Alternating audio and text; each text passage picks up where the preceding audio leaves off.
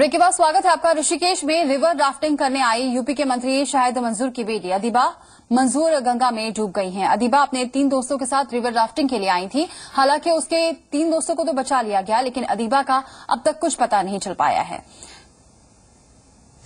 उजला गहरा पानी, उस पर गंगा की तेज लहरें राफ्टिंग के शौकीनों का बड़ा आकर्षण है। लिहाजा हर सीजन में देश विदेश से सैलानी ऋषिकेश का रुख करते हैं। लेकिन बीते कुछ सालों में यहां का राफ्टिंग जोन में कई हादसे हुए हैं। ताजा हादसा लक्ष्मण झूला के पास फूल चट्टी में हुआ, जहां यूपी के मंत्री शाहिद मंजूर की बेटी अदीबा मंजूर गंगा में डूब गई। अदीबा मंजूर अपने 3 दोस्तों के साथ रिवर राफ्टिंग के लिए आई थी। बताया जा रहा है कि ये लोग नदी किनारे कैंप में रुके थे और गंगा में नहाने के वक्त तेज बहाव की वजह से नदी में बह गए। हालांकि उसके 3 दोस्तों को राफ्टिंग गाइड ने डूबने से बचा लिया है, लेकिन अदीबा का अब तक कुछ पता नहीं चल पाया है। ये सभी मेरठ के सुभारती मेडिकल कॉलेज के छात्र हैं। आज सुबह अदीबा नाम की लड़की अपने दोस्तों के साथ में जहाँ पर कैंप में आई थी, सुबह नहाते समय यहाँ गंगा जी में मेरठ से रहने वाले बताया जा रहा है। अदीबा की तलाश के लिए रेस्क्यू ऑपरेशन जारी है। उम्मीद की जानी चाहिए कि अदीबा सही सलामत मिल जाए। इससे पहले भी राफ्टिंग जोन में कई हादसे हो चुके हैं। ऐसे में सैलानियों की सुरक्षा को लेकर कई सवाल भी खड़े हो गए हैं। ऋषिकेश से आशीष डोभाल के साथ ब्यूरो रिपोर्ट, जी मीडिया। तो ऋषिकेश में राफ्टिंग जोन में बेटी के गंगा में डूबने की खबर मिलने के बाद से शाहिद मंजूर बेहद परेशान हैं। बेटी अदीबा की तलाश में यूपी के कैबिनेट मंत्री शाहिद मंजूर और उनके परिवार के सदस्य ऋषिकेश में हैं। शाहिद मंजूर अधिकारियों के साथ मिलकर तलाशी के काम का जायजा ले रहे हैं। इसी रोड से सीधा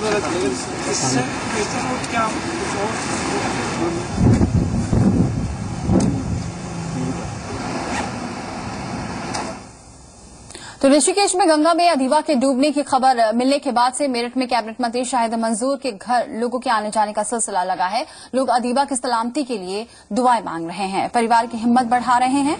आपको बता दें कि अदीबा मंजूर सुभारती यूनिवर्सिटी से एमडी की पढ़ाई कर रही थी और यूनिवर्सिटी की तरफ से ही ऋषिकेश टूर पर गई थी।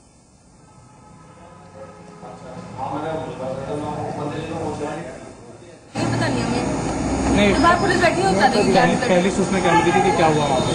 राफ्टिंग करते हुए हादसा। आपको बता दें सुबह खबर आई है, शायद राफ्टिंग करते हुए हादसा।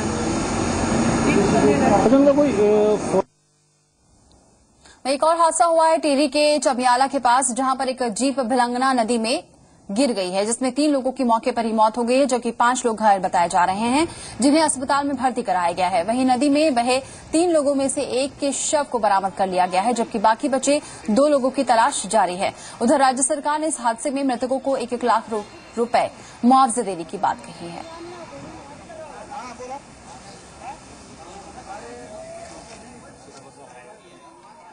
चमियाला से घंसाली आ रही थी गाड़ी, वो नीचे नदी में गिर गई है, जिसमें 5 लोग रिकवर हैं। 2 बॉडी रिकवर हो गई है, 2 की डेथ हो चुकी है और 3 की सर्च किया जा रहा है। नदी में बह गई है, उनको सर्च किया जा रहा है। आगे बढ़ेंगे। उधम सिंह नगर में भीख मंगवाने के लिए एक मासूम बच्ची को अगवा किया गया है और इस अपहरण की साजिश रचने वाले भाई बहन हैं, जो भीख मांगने का काम करते हैं। हालांकि पुलिस ने दोनों आरोपियों को गिरफ्तार कर लिया है और बच्चों को भी रिहा कर लिया गया है। लेकिन जिस तरह भीख मंगवाने का गिरोह उत्तराखंड में सक्रिय हो रहा है, वो मासूम बच्चों के लिए एक खतरा बन गया है। भीख मंगवाने के लिए अपहरण, भाई बहन की साजिश, उत्तराखंड में निशाने पर मासूम। पुलिस के शिकंजे में आए ये वो भाई बहन की जोड़ी है जिसने भीख मंगवाने के लिए 11 साल की इस बच्ची का अपहरण किया था।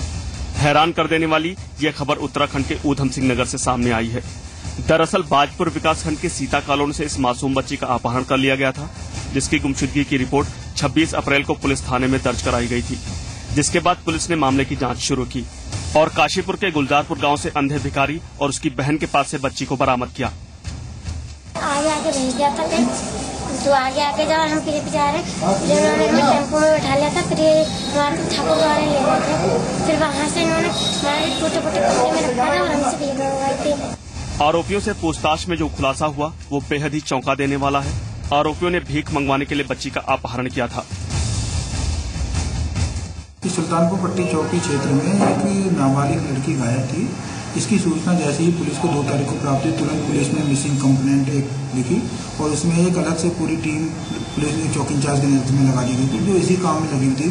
और जिसमें पुलिस को कल एक सूचना मिली थी कि इसमें ऐसे ऐसे लड़की संभवतः उस क्षेत्र में है और इसके कुछ व्यक्तियों द्वारा उसे ले जाया गया है। इसमें पुलिस ने तुरंत त्वरित कार्रवाई करते हुए लड़की को ठाकुर द्वारा क्षेत्र से बरामद किया है और उसके जो अपहरणकर्ता थे उनको भी बरामद किया है, जिसमें एक अंधा व्यक्ति है और उसकी बहन है। घटना का खुलासा करने वाली पुलिस टीम को एएसपी काशीपुर ने पुरस्कार देकर सम्मानित किया है।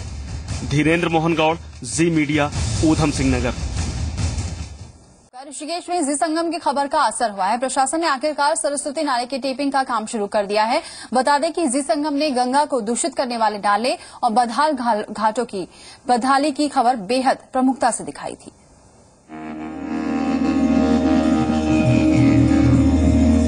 चार धामों का प्रवेश द्वार ऋषिकेश, जहां से गंगा अपने निर्मल धारा के साथ बहती है।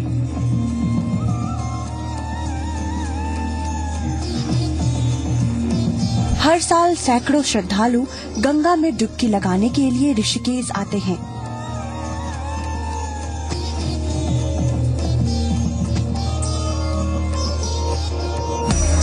एक समय अपनी सुंदरता के लिए मशहूर ऋषिकेश का त्रिवेणी घाट आज बदहाल है। आलम यह है कि टूटे हुए त्रिवेणी घाट और गंगा के निर्मल जल में मिलते सीवर के पानी से श्रद्धालुओं की आस्था प्रभावित हो रही है। स्थानीय लोगों ने कई बार घाट के निर्माण और गंगा के प्रदूषण को रोकने की मांग की। गंगा जी में सीधी गंदगी जाएगी या पानी गंदा जाएगा तो हमें बड़ा इसका कष्ट होता है। माँ गंगा के जितने भी भक्त हैं, चाहने वाले हैं, माँ गंगा की आराधना करने वाले हैं, उनको बहुत आक्रोशित, उनके मन में बहुत आक्रोश था। लेकिन प्रशासन हाथ पर हाथ धरे बैठा रहा। जी संगम की खबर का एक बार फिर असर हुआ है और आखिरकार प्रशासन की नींद टूट ही गई। प्रशासन ने अर्धकुंभ के बजट से सरस्वती नाले के टेपिंग का काम शुरू कर दिया है।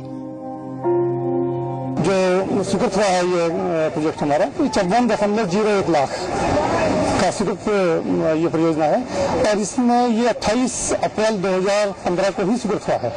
तो हमने इस कार्य को करने की पहले से तैयारी कर रखी थी, जिसलिए हमने 1 हफ्ते के नोटिस पे हमने इस कार्य को प्रारंभ कर दिया है। जी संगम ने कई बार त्रिवेणी घाट पर ओवरफ्लो होते सीवर की खबर दिखाई है, घाटों के बदहाली की खबर दिखाई और आखिरकार प्रशासन जागा और शहर के सबसे बड़े नाले का गंदा पानी अब सीवर ट्रीटमेंट प्लांट के जरिए जंगल में छोड़े जाने की बात कही गई है। इस योजना के तहत अर्धकुंभ के लिए आने वाले बजट के पैसे के इस्तेमाल की बात भी कही गई है। 54,01,000 रुपए से कुंभ निधि से स्वीकृति प्रदान हुई है। इस योजना से जहां गंगा को प्रदूषित पानी से बचाया जा सकेगा, वहीं जंगलों में छोड़े जाने वाले पानी पेड़ों के लिए फायदेमंद होंगे।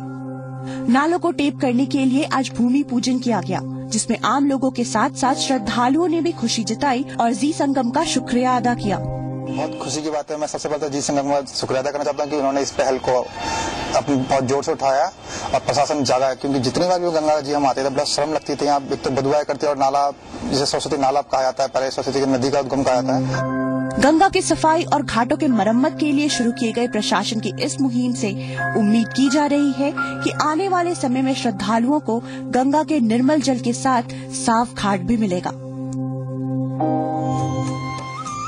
ऋषिकेश से आशीष डोभाल के साथ ब्यूरो रिपोर्ट, जी मीडिया। पर्यटन पहाड़ों के लिए रोजगार और राजस्व का मुख्य जरिया है, लेकिन 2013 में आई त्रासदी से पर्यटन उद्योग को गहरा जख्म पहुंचा, जिसके बाद से ही पर्यटन उद्योग को जख्म से उबारने की लगातार कोशिशें जारी हैं। देखिए रिपोर्ट। ये खूबसूरत वादियां, दिलकश नजारे, प्राकृतिक सौंदर्य से परिपूर्ण और धार्मिक यात्रा, यही खासियत है उत्तराखंड की, जिससे सैलानी यहाँ खींचे चले आते हैं और राज्य की आर्थिकी पर्यटन उद्योग पर टिकी है। लिहाजा राज्य सरकार अब नए पर्यटक स्थलों को विकसित करने की योजना बना रही है। जब उत्तर प्रदेश के समय भी नैनीताल और मसूरी जाने जाते थे, अब कुछ नई जगह डेवलप करनी चाहिए और नई जगहों पर टूरिज्म हो, जैसे टेहरी। हम उसे वर्ल्ड क्लास डेवलप करने जा रहे हैं। सबसे बड़ी झील है वो, इस समय अगर कह दिया जाए हिंदुस्तान का सबसे बड़ा पर्यटन सेंटर बने। राज्य सरकार के मुताबिक टिहरी को सबसे बड़े पर्यटन सेंटर के रूप में विकसित किया जाएगा और ज्यादा से ज्यादा सैलानी यहाँ का रुख कर सके, इसके लिए हेली सर्विस की भी सुविधा बढ़ाई जाएगी। पर्यटन को प्रोत्साहित करने के लिए जरूरी है हवाई जहाज, हेलीकॉप्टर सेवा सुविधा, आवागमन की सुविधा होगी तब बाहर के लोग आएंगे।